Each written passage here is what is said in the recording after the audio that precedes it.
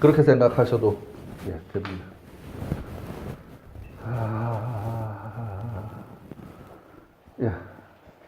혼란의 극을 넘어서 세상에 태어난 모습입니다. 둔을 지나서 지금 이제 문과를 넘어왔다는 얘기예요. 그런데 아직은 어리고 어리석습니다. 어리고 어리석은 일을 어떻게 해야 할까? 이럴 때 어떻게 처신을 해야 할까를 생각하면서 이 단원을 시작합니다. 몽께는 둔께의 도전께입니다. 자, 이제 또 이상한 단어가 하나 나왔는데요.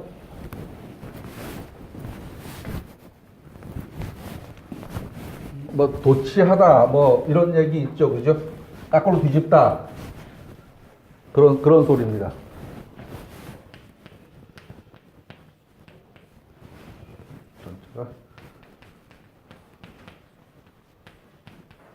도전 거꾸로 뒤집어 놓는 겁니다. 요렇게 본 모습인데요. 요걸 요렇게 본 모습입니다. 같은 겁니다. 어느 쪽에서 보느냐에 따라서 다른 거죠. 어느 쪽에서 보느냐에 따라서.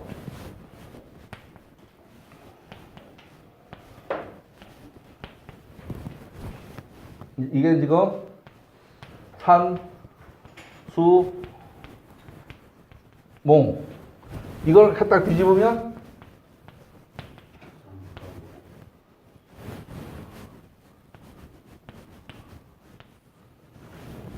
뭐 맞잖아요.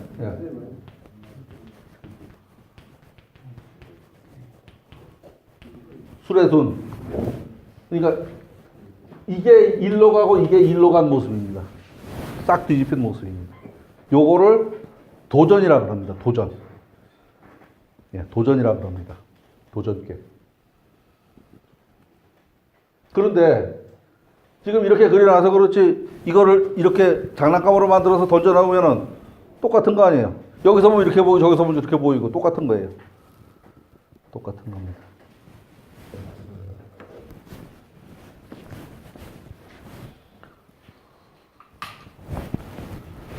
도전이란 넘어져서 거꾸로 굴렀다는 말입니다. 같은 것을 바라보는 다른 시각이다라고 생각해도 될 것입니다. 같은 사물을 보고도 보는 위치에 따라서 바라보는 시각에 따라 다르게 보입니다. 요즘 김정은들이 대하는 걸 보면 과거 보수 정권에서 저렇게 대할 수 있었을까? 같은 상황인데 말도 안 되죠. 저건 때려잡아야 할 저건 타도 대상이지 저걸 거래할 대상은 아니죠. 그런데 이쪽에 오니까 그거를 정반대 측면에서 지금 접근을 하고 있는 겁니다. 그 상황은 같습니다. 옛날 사람들도 통일하자는 얘기고 지금 사람들도 통일하자는 얘기고 저쪽에 쟤도 통일하자는 얘기 하지. 아무도 안 하자는 얘기는 안 해요. 그런데 접근하는 방법은 전혀 다르죠. 어떤 게 옳고 그른지는 선상 세월이 지내봐야 알지. 뭐 지금으로서는 어떤 게 옳고 그르고에 대해서는 말할 수 없습니다. 왜? 상대가 있는 거고 그게 어떻게 작용하느냐에 따라서 그런 거지.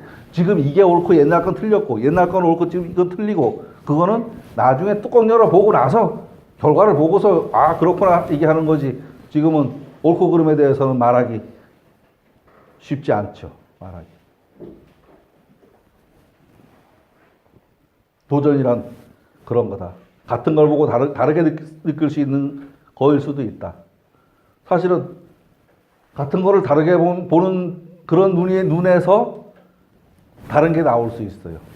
똑같은 걸 똑같이 보면은 늘 똑같고 거기서 버글거리는데 똑같은 상황을 개똥이 땅에 떨어진 거를 다 밟고 지나가도 어떤 놈 하나 주머니 넣고 가서 그걸 돈을 만들면 그건 돈입니다. 길바닥에 금덩어리가 떨어져 있어도 눈이 없어서 늘 저건 뭔지 모르는 상황이면 그냥 밟고 댕기지 그걸 뭐 누가 그걸 주머니 넣고 가겠어요. 그걸 뭐 먹을 수가 있나 뭐 깨물어 보니 이빨이 들어가나 뭐 좀 번쩍번쩍 하긴 하지만 그냥 뭐 깔고 댕기는 거죠. 왜? 개똥을 주다가 거름이라도 쓰잖아. 다이아몬드를 들어다가 뭐 했어요. 이렇게 생각이 다르게 들릴 수 있고 보일 수 있는 겁니다. 정치에 있어서도 진보든 보수든 인간을 인간답게 살게 하자는 목표는 다르지 않을 겁니다. 그러나 상황 인식이 다르고 그 목표에 도달하려는 솔루션이 달라서 서로 올래 그러네 하고 있는 게 아닌가 하는 생각이 들어갑니다. 주역괴의 해석에 있어서도 이렇게 바라보는 다양한 시각과 다양한 방법론들이 있습니다. 그 가운데 하나가 도전, 굴려본다. 상하가 없는 우주 공간에서 어느 게 바로 선 것이고 어느 게 거꾸로 선 건지 구별이 가능하겠냐? 가능하지 않다. 그저 이쪽 측면에서 아니면 저쪽 측면에서라고 해도 될 것입니다. 대체로 삼각형이든 사각형이든 또 다른 입체적인 물체는 보는 방향에 따라서 다른 모습을 볼 수 있습니다. 그렇다고 그 사물이 모든 사람에게 다르게 느껴지기는 하지만 사물은 하나일 뿐입니다. 코끼리를 장님이 다 만져보고서 자기가 느낀 대로 말하지만 그게 전부 참은 아니다. 누구도 거짓말을 하진 않았어. 그렇지만 그거를 다 들어보고서 조합할 수 있는, 전체를 이해할 수 있는 누구만 그 상황을 제대로 파악하겠죠. 우리는 그 코끼리 만지는 장님하고 똑같은 상황이고, 이렇게 생각을 해도 될 겁니다. 그런데 아무렇게나 쳐다봐도 다른 모습이 아닌 경우가 있습니다. 둥근 물체는 아무런 방향에서 봐도 역시 같은 모습입니다. 이 주역계를 어느 방향에서 보든 같은 것들도 있습니다. 이거를 부도전이라 그럽니다. 부도전. 굴려봤자 똑같다. 뭐죠? 상하가 대칭이 되는 게가 똑같습니다. 상하가 대칭이 되는 게. 여기에 보면 중천 건깨. 아무렇게나 굴려도 건입니다. 이거. 아무렇게나 굴려도. 바뀌질 않죠? 전부 긴작대기 6개 묶어놨는데 아무렇게나 굴려도 그거지 뭐 다른 거 아닙니다. 중지 공깨 두 번째 거. 요 놈도 그렇습니다. 요 놈도. 전부 다 부러진 거예요. 똑같아요. 이제 요거 두 개는 이제 부모니까 그러다 치고 그 다음부터는 가만히 보면 가운데 빨간 선을 기준으로 해서 대칭이 되어 있는, 대칭인 모양으로 생긴 게입니다. 대칭 모양. 예, 요놈 맨 가에만 양형인 거 아무리 굴려봐야 똑같죠. 아무리 굴려봐야 똑같습니다. 그 다음에 맨 가에만 음효인 거 얘도 아무리 굴려봐야 똑같고, 그 다음 이렇게 가운데만 양효인 거 얘도 굴려봐야 똑같고, 그 다음에 가운데만 부러진 거 얘도 똑같고, 그 다음에 크게 봐서 가운데 쪽 두 개만 부러진 거 요것도 똑같고, 크게 봐서 가운데 두 개만 이어진 거 얘도 뒤집어 봐야 똑같죠. 뒤집어 봐야. 이게 전부 둘레 여섯 8개, 상경에 6개, 하경에 2개 이렇게 있습니다. 그래서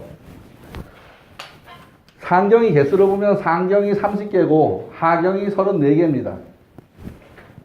이거를 상하경을 똑같이 나눠놓지 32개씩 32개씩 32개씩 나눠놓으면 똑같은데 상경은 30개로 하고 하경은 34개로 했습니다. 참 이상하다. 똑같이 나눠놓으면 좋을 텐데. 저걸 따져보면 저 하경에, 상경에 지금 6개가 있고 하경에 2개가 있어요. 2개가 있다는 거는 뭐냐 하면은 저 뒤집힌 거하고 이 안 뒤집힌 거를 다 합쳐보면 상하경의 개수가 똑같습니다. 상하경이. 총 36개. 요거를 36궁이라고 그럽니다. 총 36개 중에서 몇 개죠? 28개가 상하가 다르고 8개는 상하가 똑같습니다. 28개가 상하가 다르고 8개는 상하가 똑같습니다. 그래서 이 상하 다른 28개하고 상하 같은 8개하고 합쳐놓으면 36개가 됩니다. 36개가.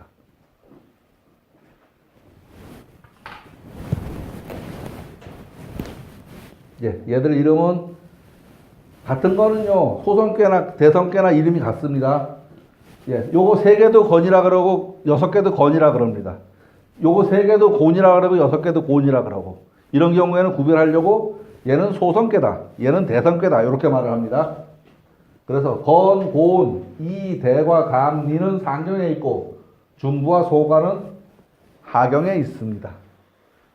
하경에. 64개 가운데 아무렇게나 봐도 같은 게 8개, 그렇다면 나머지 56개의 궤는 보는 방향에 따라서 다른 이름을 가지고 있습니다. 예를 들면 술의 등께는 그 반대로 보면 산수몽이 되는 식이다. 술의 등께는 쟤는 뒤집어서 반대로 보면 거꾸로 서서 보면 산수몽이 되는 거다. 그래서 술의 눈이 되는 거다. 예, 여기 봅시다. 부도전께 상경 12개.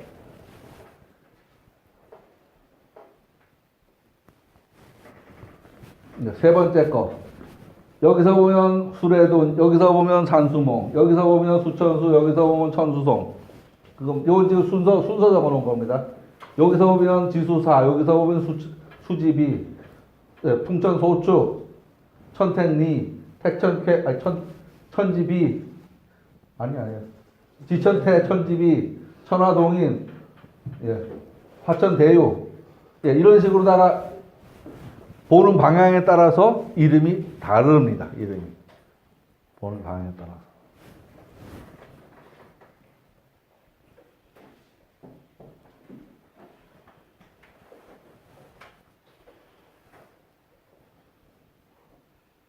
하경도 마찬가지로 하경도 31, 32, 33, 34 예, 이렇게 상하 보는 방향에 따라서 다릅니다. 아까 앞에서 봤던 8개 빼고는 예, 보는 방향에 따라서 다릅니다. 부도전개가 8개고 도전개가 모두 28개입니다. 이거 쉬어볼까요? 하나, 둘, 셋, 넷, 다섯, 여섯, 12개. 밑에 끼? 하나, 둘, 셋, 넷, 다섯, 여섯, 일곱, 여덟, 아홉, 2, 9, 18. 맞나? 둘, 넷, 여섯, 8개. 아, 2, 8에 16, 16개. 12개, 16개. 차이가 많이 나잖아요. 그런데 거기다가 부도전개를 합쳐보면 개수가 똑같단 말이에요. 개수가 똑같다.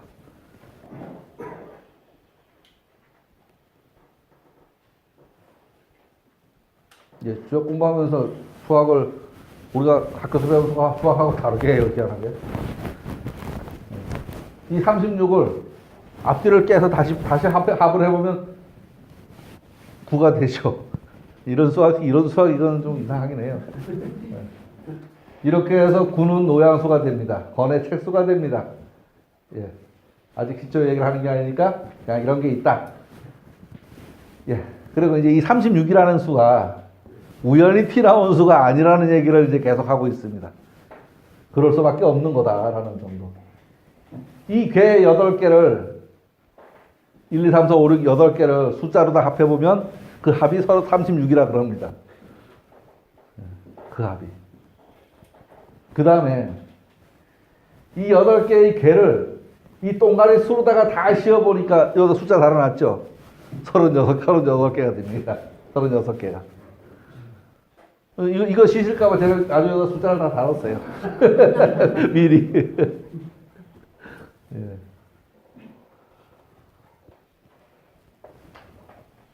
또 64개에서 음양으로 배합해보면 모두 36이라는 숫자가 나옵니다.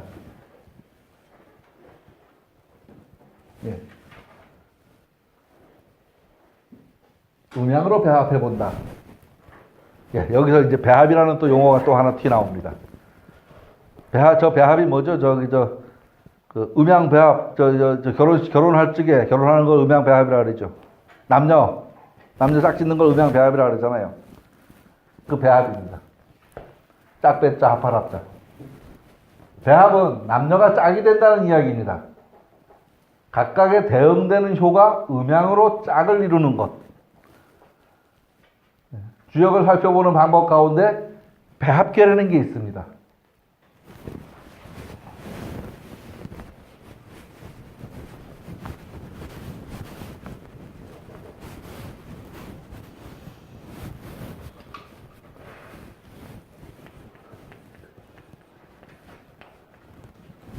요게 예, 산수몽입니다. 이 몽개의 배합계는 얘가 음이니까 양, 얘가 양이니까 얘가 음이니까 양, 얘가 음이니까 양, 얘가 음이니까 양, 얘가 양이니까 요게 몽개의 배합계입니다. 배합계. 뭐가 되죠? 택화역이네요. 택화역, 역. 혁명. 아, 헷갈려, 몰라. 예. 아. 하나 더 있나? 여기 밑에 있나? 밑에 있구나. 택화혁. 혁명하다 할 때 혁. 택화혁이 됩니다. 예. 요게요. 서로, 예? 몽매하면서 깨어나면 예. 혁명이 되는 거예요. 몽배함을 깨어나려면, 그죠? 혁명적인 조치를 해야 되겠지. 뭐, 그런 해석이에요. 그죠? 서로 반대의 성질을 가진 개의 조합입니다. 예를 들면 중천 건개의 배합계는 중지곤입니다. 판수 몽개의 배합계는 택화혁계입니다. 이거는 이 효들이 모두 변한 결과입니다. 모두 변한. 전변계라고 그럽니다. 이거 모두 변한. 도전계, 부도전계, 대합계 세 가지 얘기했습니다. 착종계라는 얘기도 있습니다. 착종계. 착종은 뭐냐 하면, 잠깐만요, 여기 너무 많다.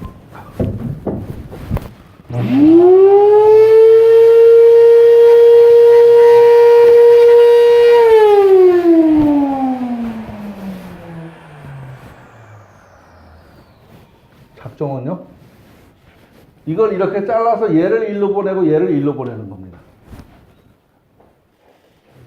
아까 이게 거꾸로 뒤집은 거하고는 달라요. 그래서 이놈이 일로 가면 이렇게 되고 저놈이 일로 오면 이렇게 되죠. 네, 수상건이 되네. 수상건. 네. 아, 여기 이게 있구나. 이게 저기 쩔뚝바리 건자, 절건자, 절름바리 건자, 수상건, 건이 됩니다. 착종계. 소성계, 예. 어떻게 되냐 하면 소성계는 3핵, 요 세 개를 얘기합니다. 4개와 10개를 반대로 놓는 거다. 도전계와는 다른 것이, 도전계는 전체가 뒤집히지만 이 경우는 요 4개와 10개가 따로따로 자리를 바꾸어 놓고 하는 거다. 자리를 바꾸어 놓고. 또 혹계라는 것도 있습니다. 서로 호자 쓰는 혹계예요. 괴에 잠재되어 있는 성격을 살핀다라고 말을 하는데요. 무슨 말이냐 하면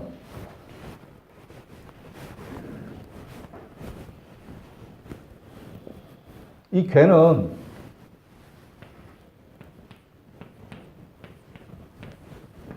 이렇게 생겼는데요.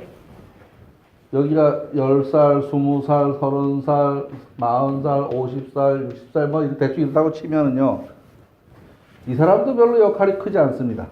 맨 아래 사람도. 맨 위에 사람도 별로 역할이 크지 않아요. 그러니까 투표하는 데는 다 한 표지만 일할 적에는 배려해서 이 사람들은 좀 쉬운 걸 시키든지 빼주든지 해야 되잖아요. 그죠? 그래서 나머지 요 4개만을 가지고 상황을 살피는 겁니다.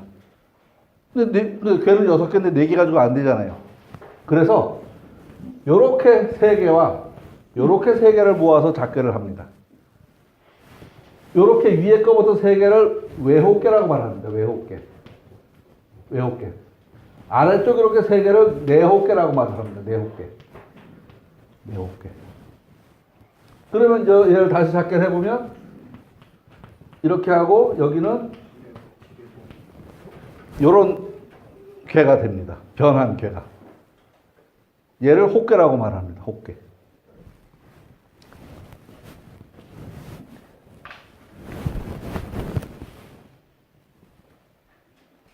뭐 시간 다 됐네.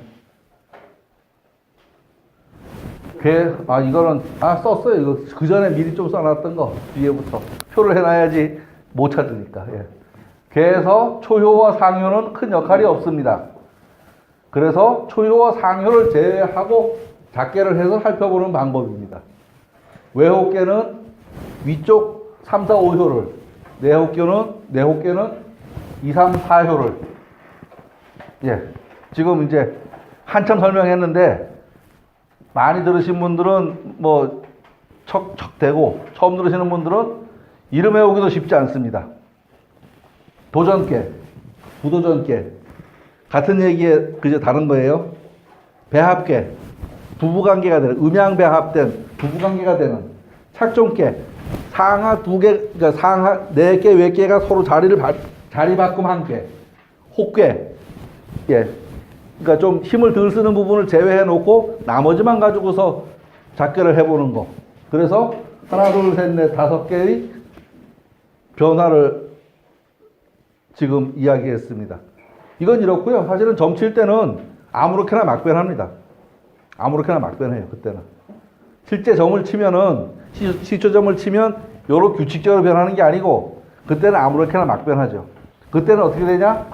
지금까지 배운 거를 기준으로 해서 해석을 스스로 해야 되는 겁니다. 거기에 대한 점사는 주역책에 없습니다. 주역책에 없어요. 물론 그 전체를 해놓은 책도 있긴 한데 그거는 나중 얘기고 우선 우리 주역책에는 예, 그런 경우에 대한 점사는 없습니다. 그거는 이제 배운 사람이 자기가 배운 대로 해석을 해야 됩니다. 예, 조금 늦었는데 마치겠습니다. 수고하셨습니다. 예.